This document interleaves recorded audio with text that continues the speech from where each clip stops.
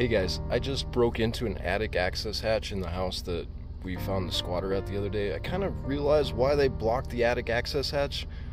This is nasty. We've got old insulation, knob and tube wiring, still connected. I don't know if it's live or not, so I'm not gonna hop up in here. Got water damage all over this sheathing. Look at the back side of this house. Just shot. No wonder the ceiling is caving in several areas. You got birds nesting over here. You've got a drain vent that terminates in the attic. Galvanized pipe. Look at all that damage back there. It's probably from an old evap cooler. They never fixed it. Some of this ductwork is new, some of it's old. Just look at this. We got this insulation looks like shit, and this is your knob and tube wiring. Who knows how live that is? Oh, and they put some OSB on that. Yeah, that's good support. That'll do. That'll suffice. Let me put some more supports right down the middle to give it more strength. Wow, these guys are class act. Look at that hatch job. Yeah, that's gonna add rigidity to it for sure. This is just disgusting. We've got all these eave openings that are open to the outside. All those areas you can see daylight, those are where birds and bees and everything else can come in. We've got no vents up here. Talk about attic ventilation. We have absolutely no ventilation in this attic. I even had to break through this attic door right here just to see what's up here. I'm probably gonna get in trouble for that, whatever. I'm sure the buyers are gonna be happy to know what the heck is up here. There is wires everywhere. There's insulation that's old as snot.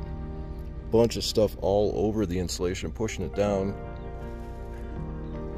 And yeah, when you have no ventilation, there's no vents on the eaves, so those little cracks around the perimeter there, they're not supposed to be there. Those are supposed to be sealed in. We should have little tiny holes drilled into that board with some screen material to let the air in to keep the bugs out. Or we could have some ventilation installed on the roof surface.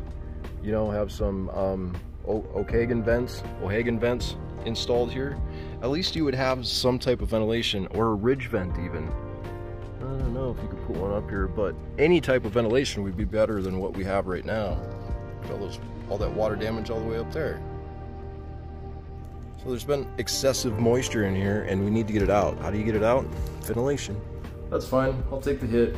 If you guys want me to pay for a new door, that's fine, but I think the buyers are going to be much happier that I did that instead of telling them that I couldn't get in the attic. So let me show you how much this ceiling has dropped. You see the distance to my hands here? I'll walk across this room.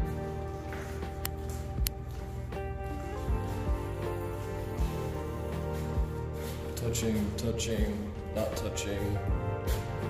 Probably got another foot up there now. Yeah, the ceiling has dropped substantially.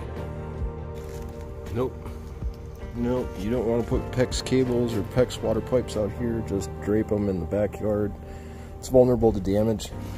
Obviously, we've got some leaks right here. We've got a split in the PEX. You can see it kind of leaking out of that crack right there. I'm stressed out because you're pulling it in so many different directions and it's unprotected. Who knows what happened to that, but the sun is beating down on this. This is a shark bite PEX material. Tell this is already wearing down.